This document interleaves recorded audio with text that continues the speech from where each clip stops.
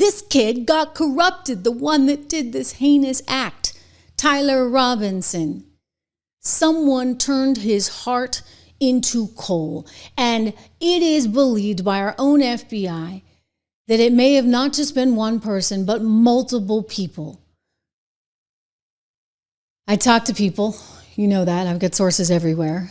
It's my understanding that this roommate that was in the process of transitioning, and it was also the alleged love interest of the shooter, that this person is very much being looked at, even though this person seems to be, quote unquote, cooperating. I'll tell you, I don't buy the text. Do you? Let me make this bigger so I can read it with you. I don't think that somebody who is as smart as this person was supposed to be, right? Like, and he was smart. He was definitely smart because he had like a 36 on his ACT equivalent of, I've said this before, but I like to translate it just because I'm not that familiar with the ACT, into like 1500, 1550 on the SAT. 1600, right, is the perfect score. So that's a really good score. He had a 4.0. We got a presidential scholarship for $38,000. Yet he only lasted one semester. What happened to him? Was he radicalized in school? And if you're that smart, why do you send text messages like this? I mean, he's going on about like admitting the guilt, and it almost seems to be deliberate, to me anyway, as I look at this, because the roommate is like, wait, you weren't the one who did it, right? And the guy says, I'm sorry. The roommate says, I thought they caught the person. No, they grabbed some crazy old dude, then they interrogated someone in similar clothing. I had planned to grab my rifle from the drop point shortly after, but most of that side of town got locked down. It's quiet, almost enough to get out, but there's one vehicle lingering. The roommate says, why? And Robinson says back, why did I do it? I mean, like, what, don't you think you'd be like, why, right? And like lots of exclamation points. And this is like a very calm response from the roommate. Yeah. Well, he said, I had enough of his hatred. Some hate can't be negotiated out.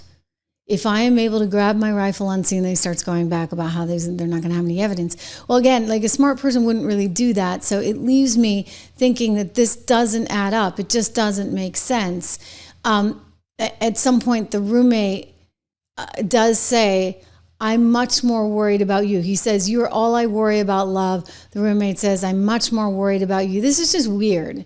This is very, like, it feels very scripted. It doesn't feel normal. So this Lance Twiggs, again, who was living with Tyler Robinson, is one of the people very much still under investigation, as I understand this, but he's not the only one. There's a whole broad network, and there's concern that the broad network is being somehow sponsored, indirectly or directly, by foreign actors that want to see us taken down. This came up the other day. Senator Kennedy, Kash Patel talking about this very issue. Listen in.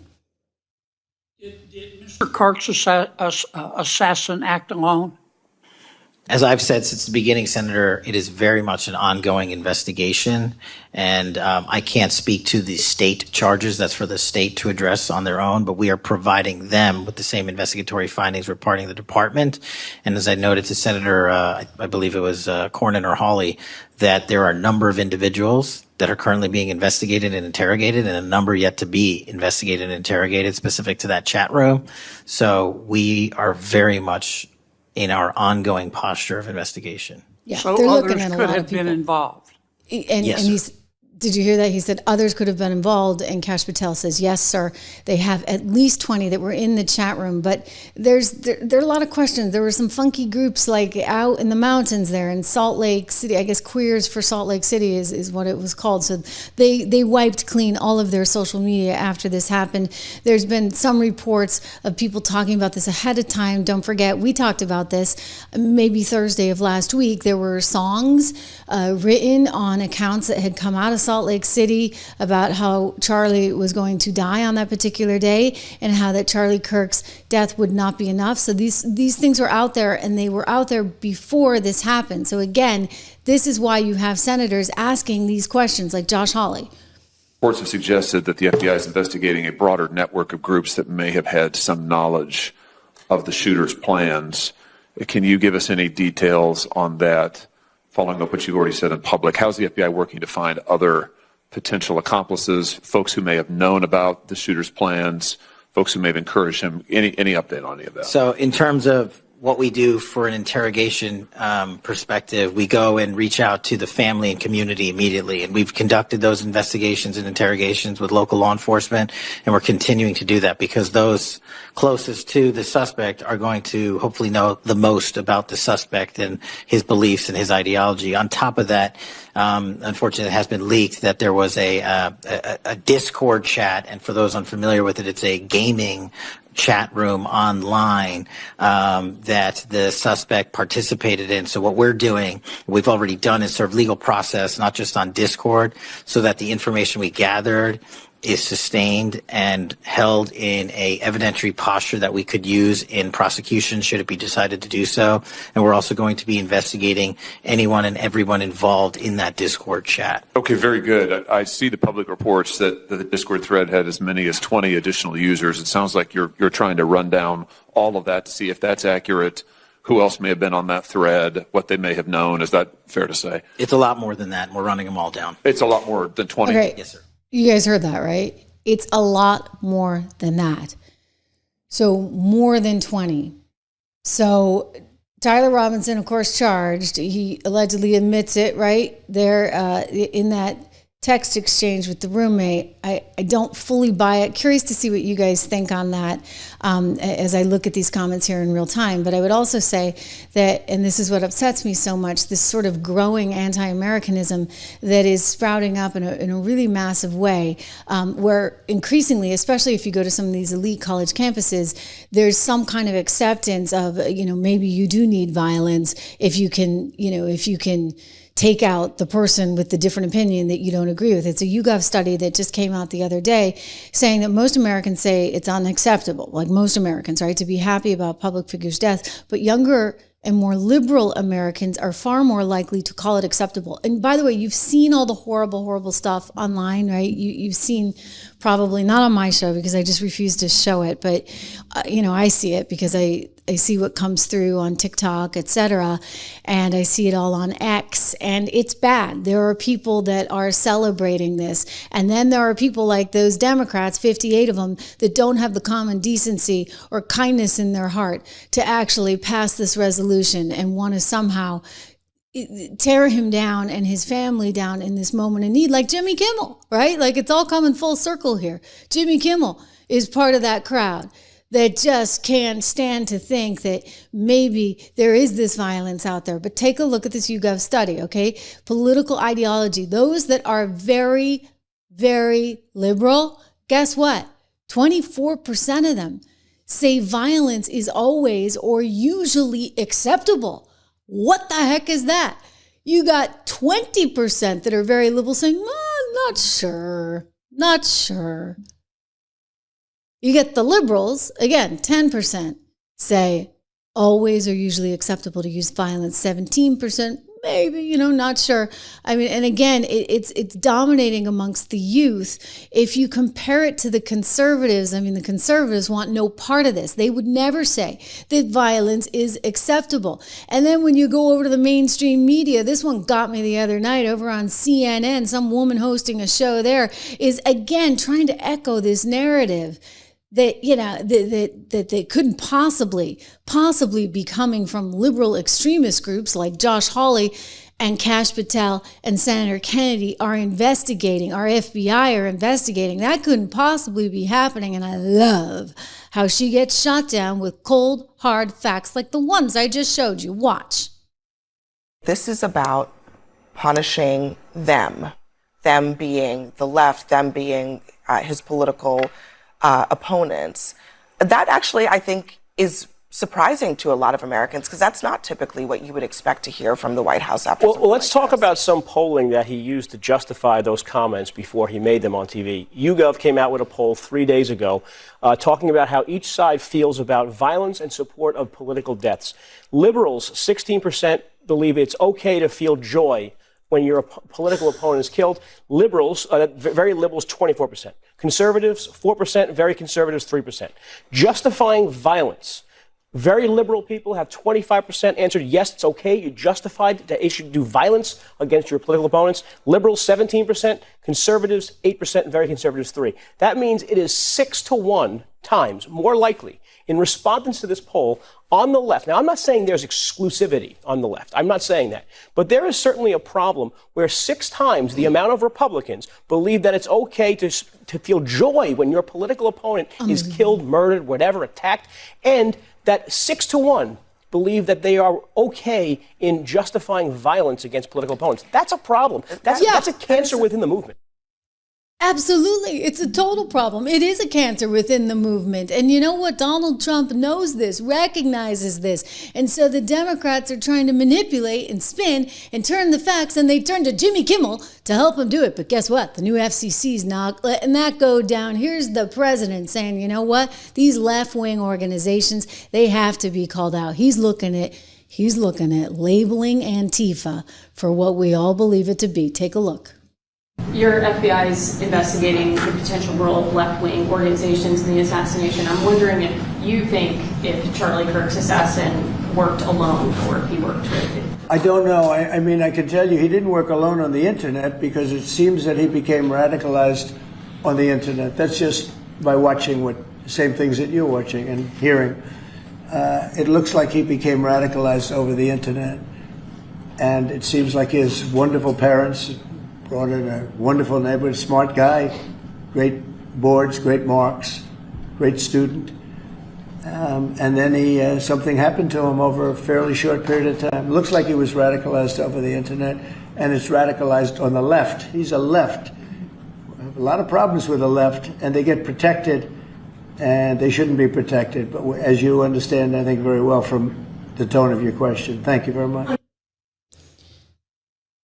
So the president is now looking at labeling Antifa as a terror organization, and he wants to do so because it is believed that Antifa is being bankrolled by foreigners outside of this country that are trying to hurt us from within. I remember talking to Charlie Kirk back in 2018. He personally had been attacked. He was leaving a diner, and he was attacked in Philadelphia. He had about 50 Antifa people around him. There must have been like one Antifa person inside the diner, started yelling at him. He goes outside, and they had like radio signal to 50 people.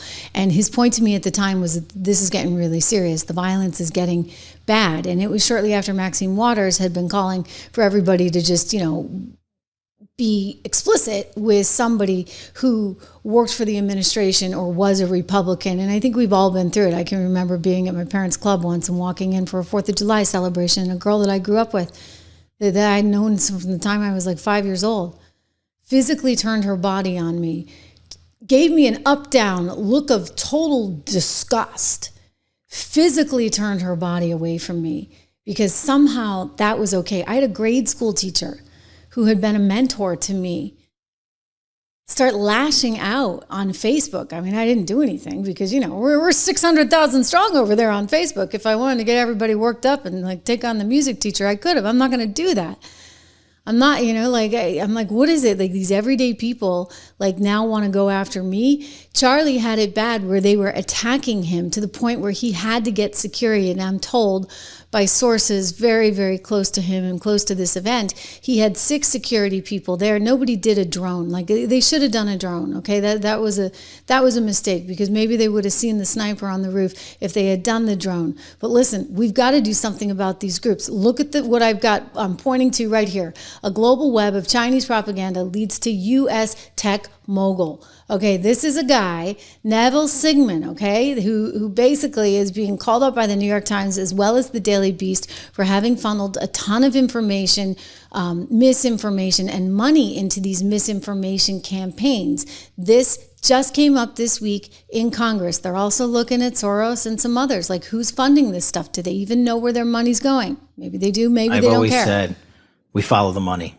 And whether it's tax based on ideology or taxed on institutions of faith or people of faith, someone's paying for it.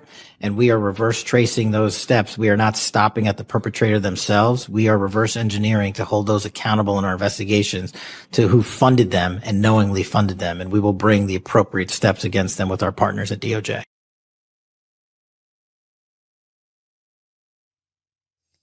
So it could mean someone like this. I mean, Congress has launched an investigation. They have issued a subpoena on a Polina Luna being a big part of that out of Florida.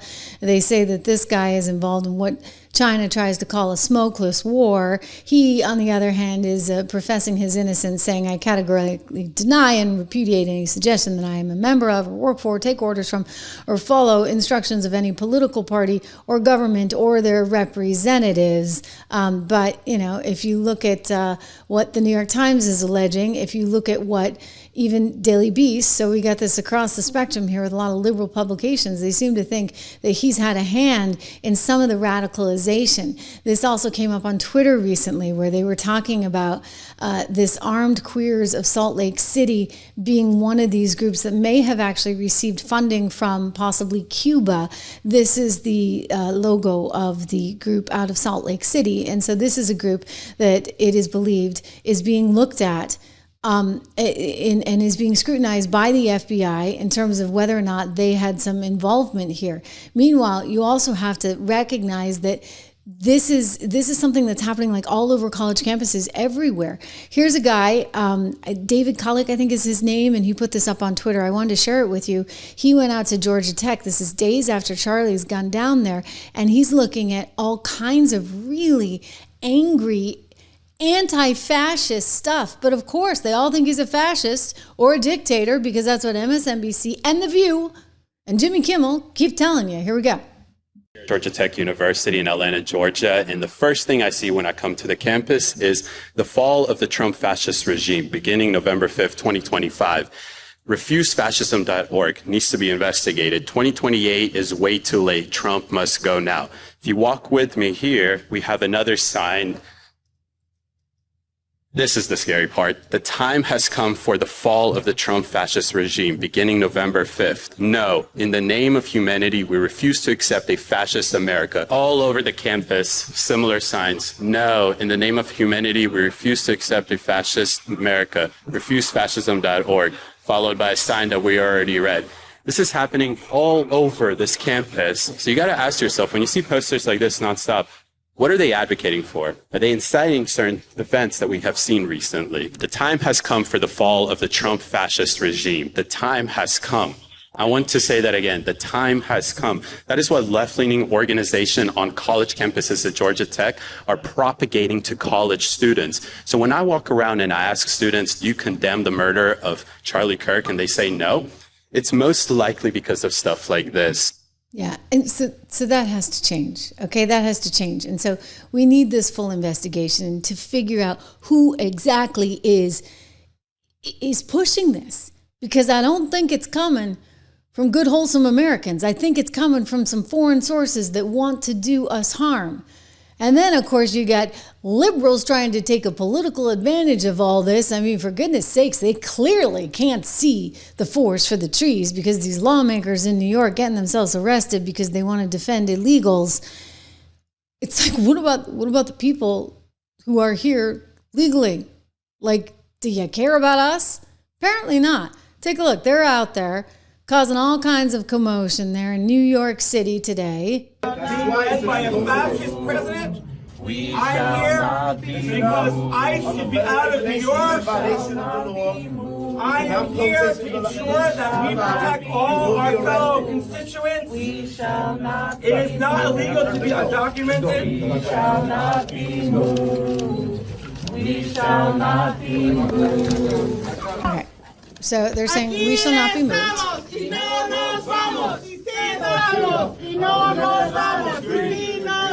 Okay, aquí estamos. We're here. We're not going anywhere.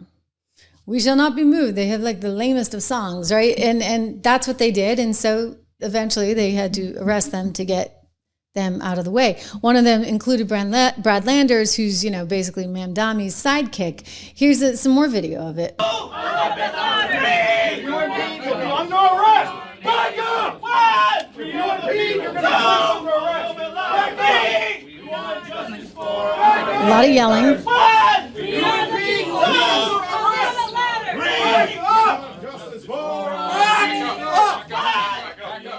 If you impede, you will be placed under arrest. Yeah, okay, that's the reality. Like, you got to move or you're going to be placed under arrest. They just wanted to create this commotion. So 11 of them were arrested. And I guess plenty of people were also arrested outside. Here they are chanting, "Border walls have to go." Border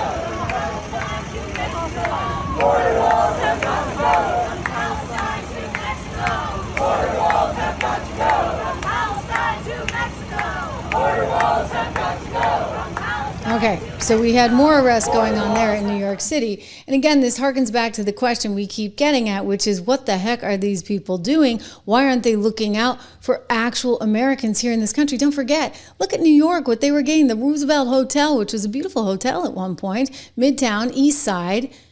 They turned it into a shelter, basically, for all of these people, except it wasn't really a shelter because you still got maid service daily. I mean, hey, I'd like daily maid service. Thank you very much. And they gave you little credit cards with over $300 a week so you could buy ethnically appropriate food because, you just can't give people peanut butter and jelly sandwiches. Forget about it. No, we got to give ethnically appropriate food. We got to give daily maid service. We got to hand out cell phones. What is going on? And then, La Monica, she's the queen of this. La Monica MacGyver. She's not just Monica, she's La Monica. I love that. Like La Regina, the queen, La Monica. It's just hysterical to me. Anyway, La Monica MacGyver, first-term congresswoman, is now facing 17 years in prison because she decided to not just sing a little song about how we're not going to be moved, but she decided in all her glory out there in her red pantsuit to take on these officers and to actually, if I'm looking at the same video you're looking at, it looks like she pretty much assaulted them.